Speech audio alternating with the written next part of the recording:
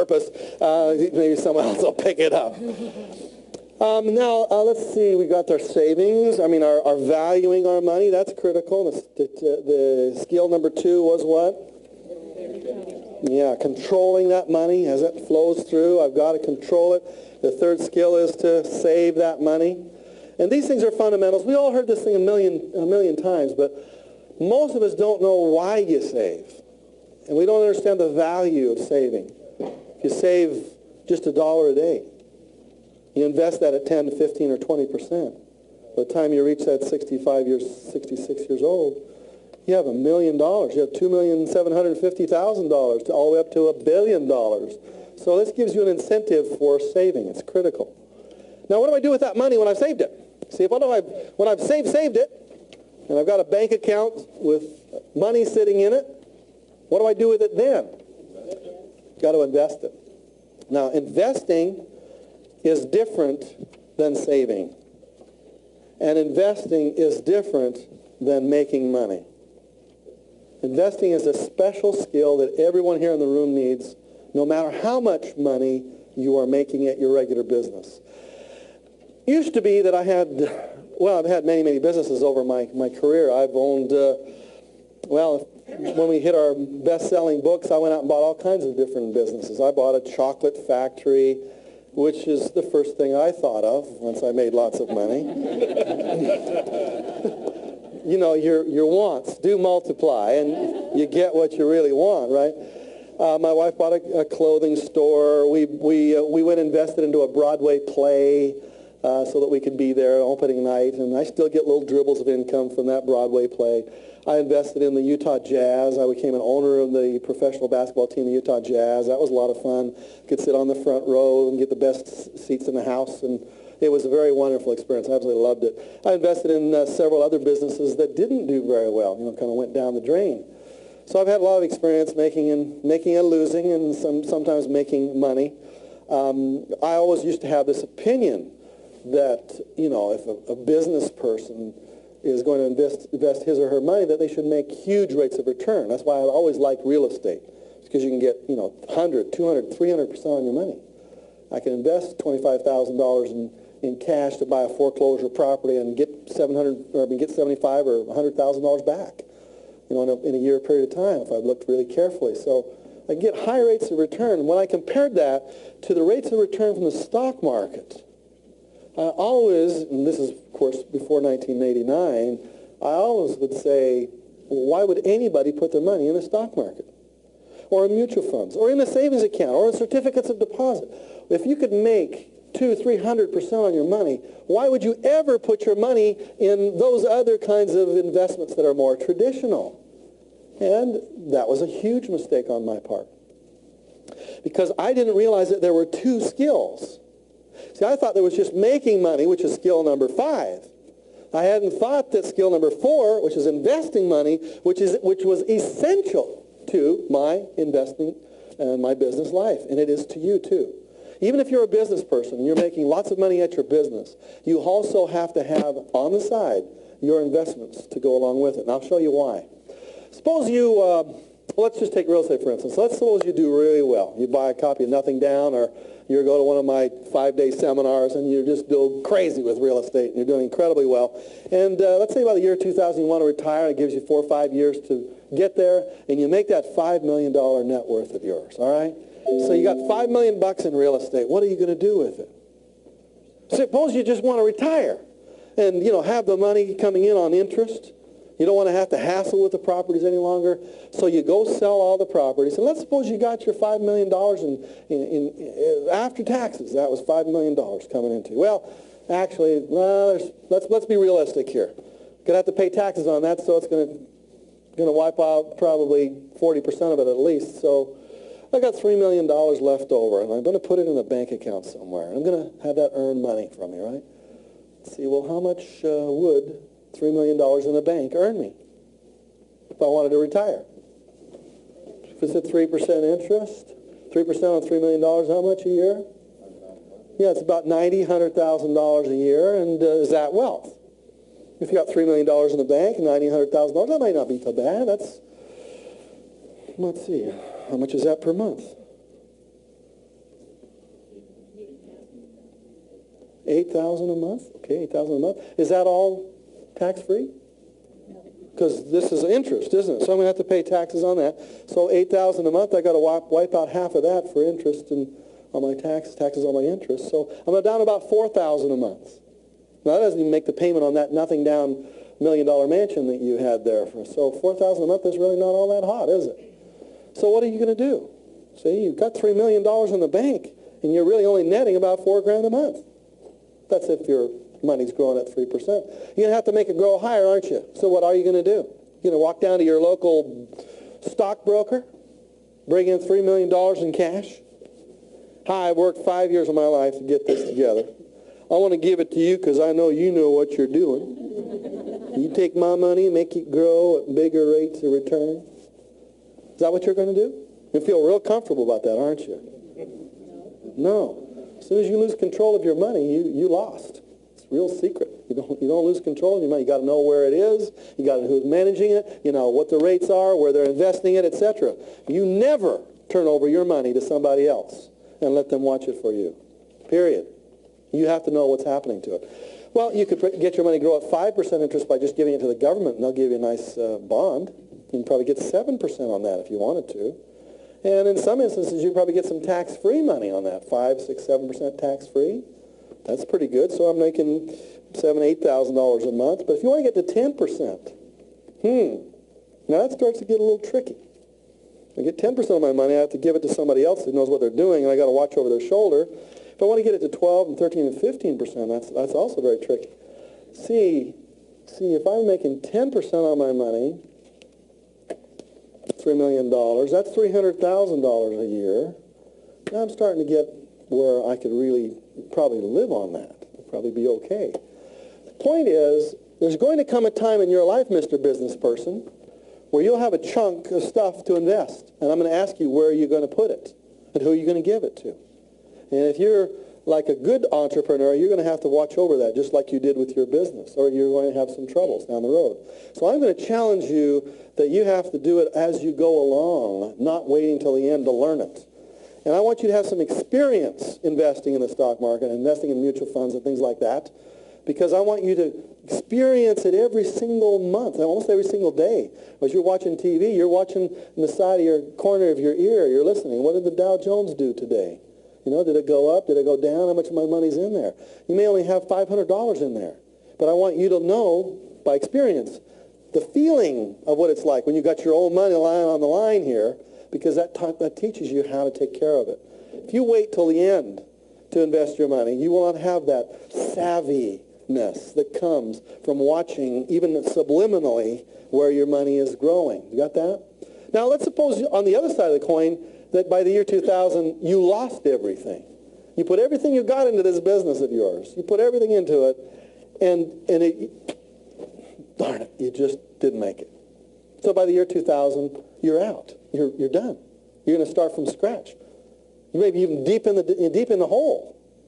If you hadn't taken 10% or 5% of your money and stuck it aside for what we call our long-term investment process, you wouldn't have money to kickstart yourself with. You would have just spent it. You would have poured it back into your business thinking that's what you needed to do. And so from both standpoints, if you make it big or even if you lose it all, you need to have that investing part that goes in there. Now, where should you put your money? How do you get your money to grow? Where should you put it? There are lots of traditional ways of investing our money. And I want you to explore all of them, all right? So let's start over here with what we call taking stock consistently. Secret number 4, 10 rules of investment.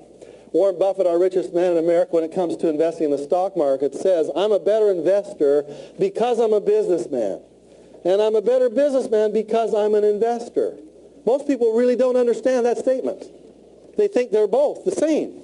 Business, investing, what I've tried to delineate for you here is they are two different skills. He says, I run a business. I'm an entrepreneur.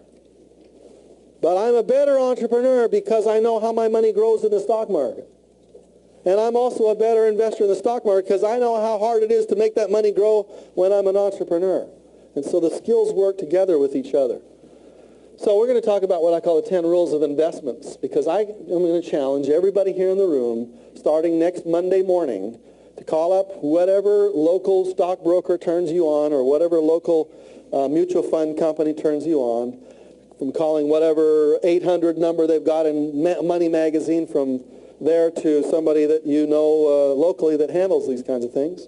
And I'm going to challenge you to cause them to set up an automatic debit out of your bank account and to have them pull money out of your account every single month with your permission. I would rather you bounce checks to the grocery store than you miss that particular account that comes out of you every single month. Some of you already do this, and more people are doing it because the benefits are really obvious. How many of you are consistent month by month, every single month, investors in mutual funds? May I see raise hands on that? Okay, we've got about 40% of you. I want 100% of you to do that. And I want them to take it right out of your bank account. Some of you are just beginners, and so you don't know where to start. We have this thing called the stock market. And what they sell on the stock market are stocks and bonds and mutual funds. We'll cover that briefly. What I'm going to talk about when it comes to the stock market are some rules that I want all of you to learn. And that is, you can't time the market, so don't try. Time the market. If anybody comes up to you and says, this is the best time to buy this thing, it's going to go through the roof, be very, very careful. You never invest more than maybe 10% of your investment funds in some risky thing like that. You never put all your money into one basket. Now, what I mean by time the market is that, frankly, nobody knows when the stock market is going to go up and when it's going to go down. And you especially don't know that. Neither do I, especially, because I don't spend my life studying it. But there are guys and gals right now on Wall Street who literally spend 21 hours a day in this thing. They manage various funds. It is their entire life. They get up in the morning and they every waking hour is spent studying the stock market, studying mutual funds, studying the ups and the downs and all the rules. You cannot in your entire lifetime ever catch up to them. So don't try. Now, of all these guys and gals on Wall Street that are trying to spend their whole life studying it, what percentage of them are really successful? Of all the mutual funds that have been, mushroomed in the last 5-10 years. There's 6,000 or 7,000 different mutual funds, all concentrating on the same 3,000 stocks. What percentage of those people are really making great returns?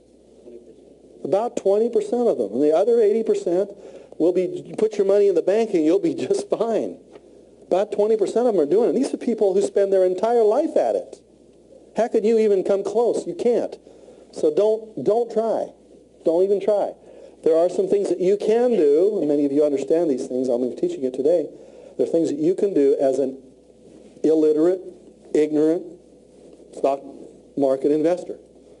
I'm going to put myself in that category. I don't purport to know an awful lot about the stock market. I do know a few principles that really work for the average person, which I am when it comes to the stock market. You bring me into real estate, I'm not average. You bring me into starting my own business, I'm not average. But you get me investing in the stock market, I'm just a run-of-the-mill person. So, number 2, don't buy blank with blank, blanky blank, blank. Okay? If I am going to invest in the stock market, if I do pick a few stocks there that I want to put my money into, first of all, I want to take my little chunks of money, 1,000, 2,000, 5,000, and spread it up into several little pieces. You very rarely want to put all of your money into one stock. But the key is you're not investing in stocks. I think you should just throw that kind of concept out the window. And the way Buffett talks about it, he says, I don't buy stocks. I don't buy pieces of paper. I buy, this is don't buy stocks, is the blank here. Don't buy stocks. Buy great, and this is actually a quote from Buffett, buy great blank. Buy great companies. I'm going to buy a company, not a stock. With solid market dominances. And stick with them as long as they are great. Dominances. Don't buy stock. Buy great companies with solid market dominances and stick with them until they're great. Let's look at some of the stocks that Warren Buffett himself has bought over the last 15 years or so. Anybody know some of the stocks he's got in his portfolio?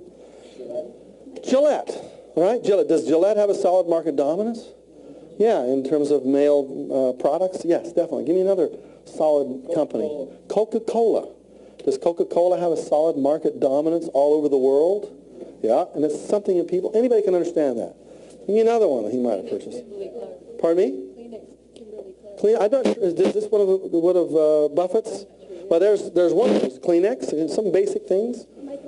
Microsoft would be something where it's probably over a long period of time would have a solid market dominance. Yep. Yeah. Disney would probably have a solid market dominance over a long period of time.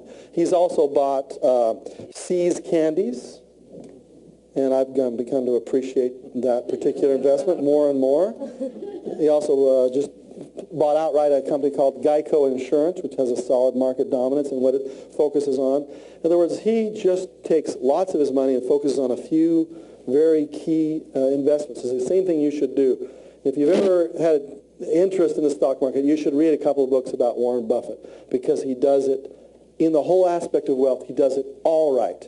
The way he invests his money, the way he lives his life is pretty much the way I think most of us should be doing it. Number 3, the key is blank. Like automatic monthly investments, the technical term for this is blank, blank, blank. The key is consistency. Consistency.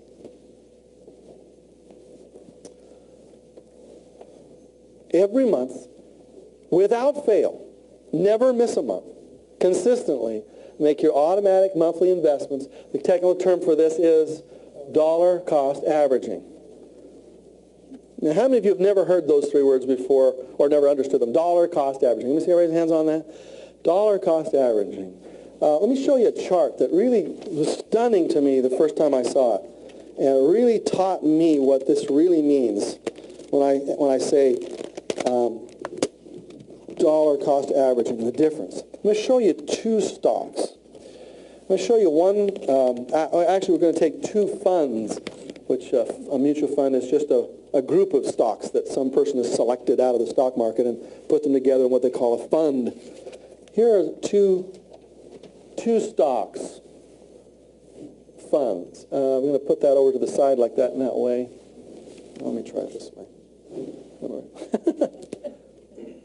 Try that. Okay, here's Fund A, and this is Fund B. Fund A, they're going to make a monthly investment every single month, right? So today I'll buy $100 worth of Fund A. Next month I buy $100, and the month after that I buy $100, and the month after I buy $100, and $100, and $100, and $100, okay?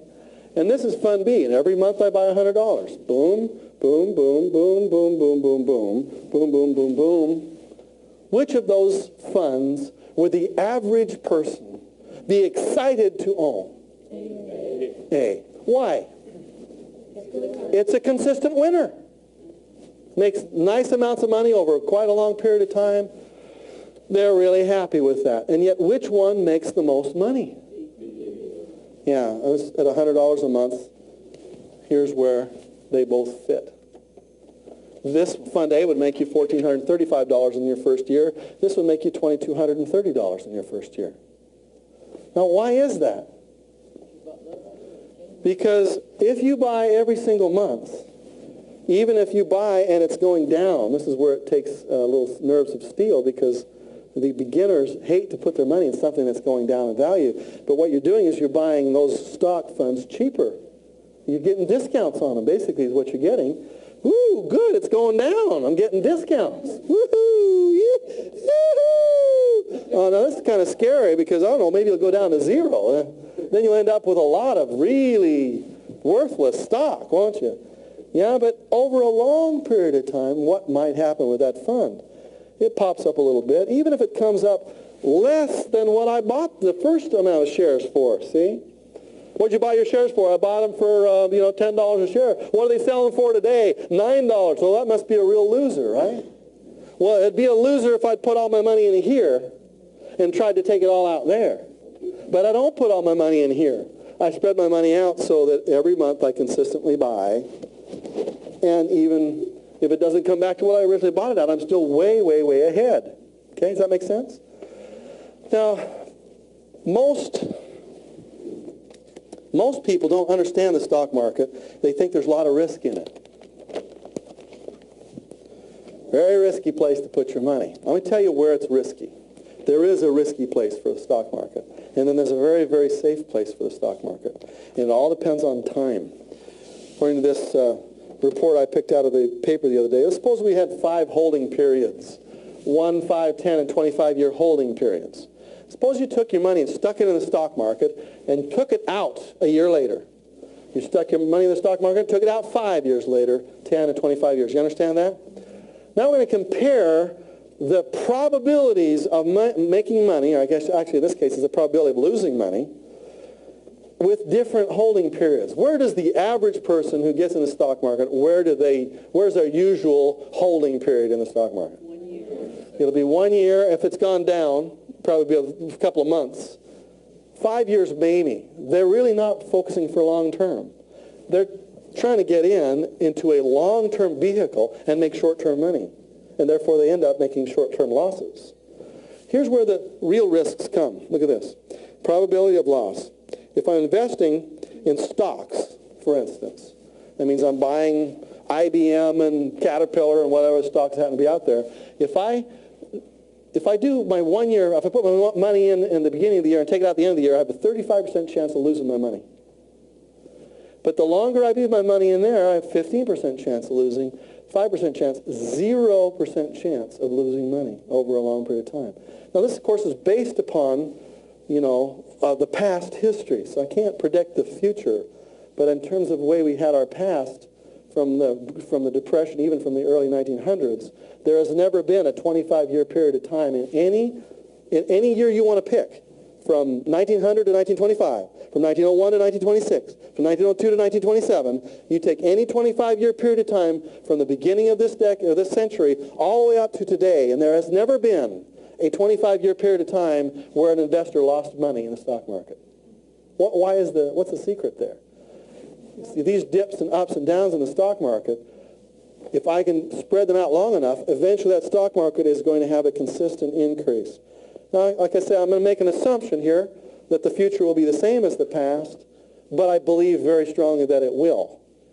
I don't know what might happen in the next 5 years. Perhaps the economy could tank. Maybe it'll tank for 15 years. Maybe it'll tank for 20.